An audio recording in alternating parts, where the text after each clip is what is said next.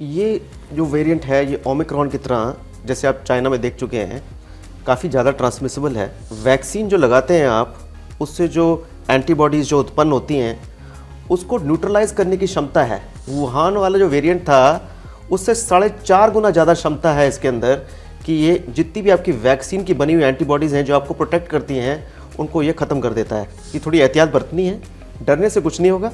Hand और respiratory hygiene, यानी कि हैंड हाइजीन मतलब कि हाथ ज़रूर साफ़ करने हैं आप सबने। रेस्पिरेटरी हाइजीन मतलब कि मास्क लगा के पहन के रखें। नमस्कार, सेहतनामा देख रहे सभी दर्शकों का बहुत स्वागत। सबसे पहले गुजारिश, अभी तक सेहतनामा को सब्सक्राइब अभी तक नहीं किया है तो ज़रूर सब्सक्राइब करें और पसंद आए तो लाइक और शेयर भी ज़रूर करें। और आज बात कोरोना का जो नया वेरिएंट आया है PF7, बाहर के मुल्कों में तो कहर बरपा रहा है, लेकिन भारत के लोगों के लिए कितना खतरनाक, इस पर बात करेंगे। यूके से डॉक्टर आए हैं, हमारे साथ हैं डॉक्टर रमनजीत सिंह अरोड़ा, यूके में सालों से प्रैक्टिस करें, उनसे बात करते हैं। बहुत बहुत स्वागत सर। Thank you. सो आप यूके से आए हैं तो मुझे लगा कि ज़रूर एक जो कोरोना पे राय बन रही है पूरे वर्ल्ड में, भारत के लिए जो नया वेरिएंट है PF7 कितना खतरनाक आप मानते हैं? देखिए, बात जो है वो ख़तरनाक की नहीं है, बात ये है कि ये कितना ट्रांसमिसिबल है।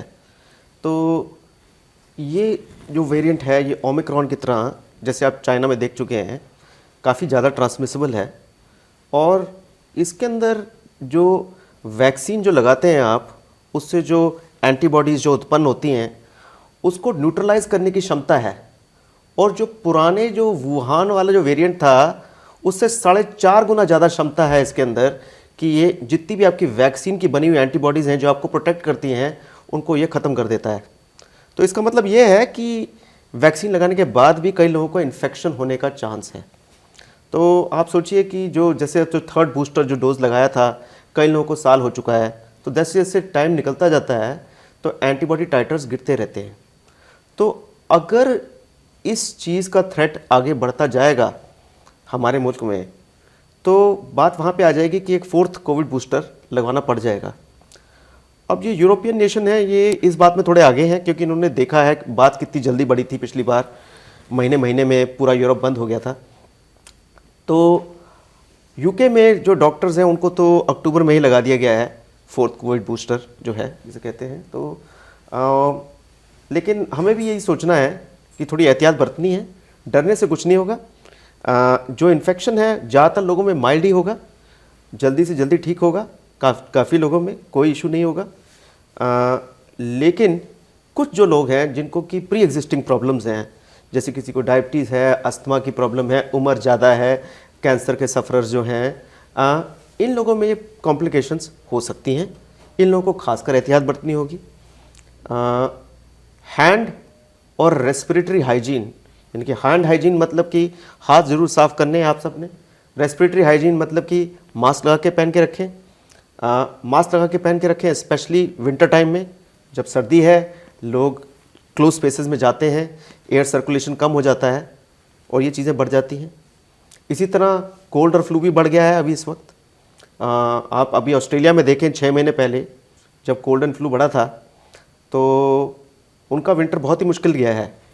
तो उनसे हमें ये सीखना चाहिए कि हमारे यहाँ पे भी जो कोल्ड और फ्लू जो होगा इस विंटर सीज़न में काफ़ी ज़्यादा बढ़ेगा। तो एहतियात बरतनी है हमने, जो हमने पिछले 2 साल में हमने जो सीखा है वही से अप्लाई करना है, डरने से कुछ नहीं होगा। अब 2 सवाल यहाँ पर बन रहे। एक तो बूस्टर डोज की आपने बात की, कईयों ने तो 3rd डोज लगवाया ही नहीं है, बूस्टर डोज। आप तो 4th की बात कर रहे हैं और यूके से आप आए हैं, आप लगवा के आए हैं 4th बूस्टर डोज। यहाँ तो लोगों ने 3rd भी नहीं लगवाए। तो आप ये सजेस्ट करते हैं कि बूस्टर डोज जो है वो जल्दी से जल्दी लगवा लेना चाहिए? जैसे जैसे बूस्टर डोज आपके पास आएगा तो गवर्नमेंट ऑफ इंडिया जो है अपने हिसाब से, अपने लोकल डेटा के हिसाब से, अपनी पॉपुलेशन स्टडीज़ के हिसाब से और वायरल जो DNA सैम्पलिंग होती है उसके हिसाब से आपको बताएगी कि कौन जो पहले जो ग्रुप्स हैं जिनको कि ये वैक्सीन लगेगी। लेकिन हो सकता है कि इंडिया में ये वैक्सीन प्रोग्राम रोल आउट हो। अब इंडिया में वैक्सीन प्रोग्राम रोल आउट करना कोई छोटी बात नहीं है। We are probably 1/6 of humanity, 1/5 of humanity right now. तो ये जो है एक बहुत बड़ी अंडरटेकिंग है और आप कहते हैं ना, इंडिया जो है वो vaccine capital of the world है। जो दुनिया की जो वैक्सीन जो बनी है, जिससे दुनिया जो आज हम चलता फिरता देख रहे हैं, जो कॉमर्स हम देख रहे हैं, ये आज से ज़्यादा ये इंडिया के कारखानों में बनी हुई हैं, ये यूरोप में जो वैक्सीन बरती गई हैं। तो इंडिया इन चीज़ों में आगे रहा है, और हमारे जो लैब्स हैं और हमारे जो अभी जो नेशनल सिस्टम्स हैं वो एक्टिव हैं। वो डीएनए की सैम्पलिंग कर रहे हैं, वायरस की सैम्पलिंग कर रहे हैं, देख रहे हैं कि क्या है इस वायरस में, और वेरिएंट्स की जांच हो रही है, और उसके हिसाब से जो है वैक्सीन प्रोग्राम नया लॉन्च हो सकता है इंडिया में। और मेरा सेकंड सवाल ये था कि सिम्टम्स जो हैं वो बहुत अलग नहीं होते। सर्दी जुकाम होता है, खांसी होती है, बुखार भी हो जाता है।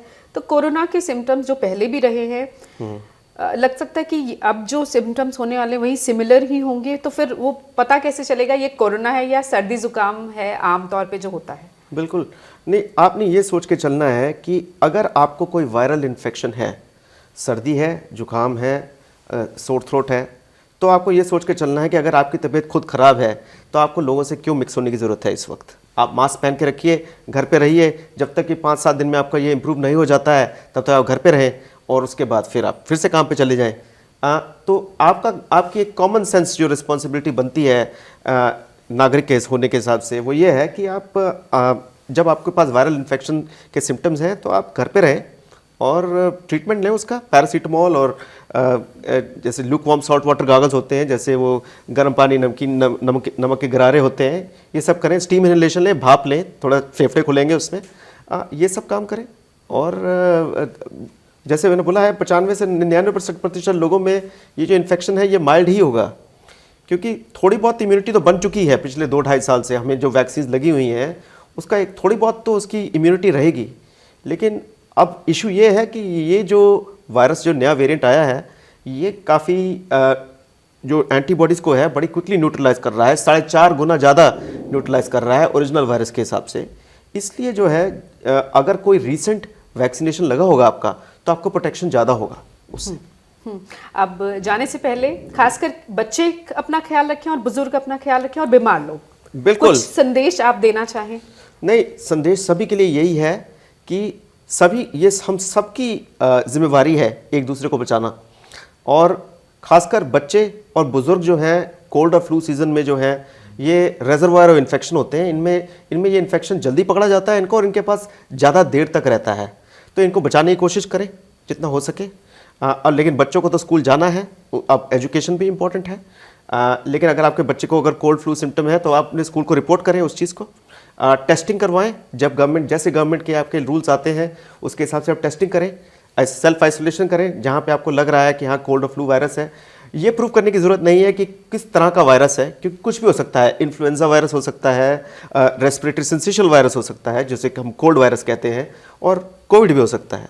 लेकिन ज़्यादातर जो डिजीज़ है लोगों में वो माइल्ड ही है, तो डरने की जरूरत नहीं है, डरने की एकदम एहतियात जरूरत नहीं बरतने है। की बस जरूरत। एहतियात बरतने की जरूरत है, वो चीज़ अप्लाई करने की जरूरत है जो हमने पिछले 2 साल में सीखा है।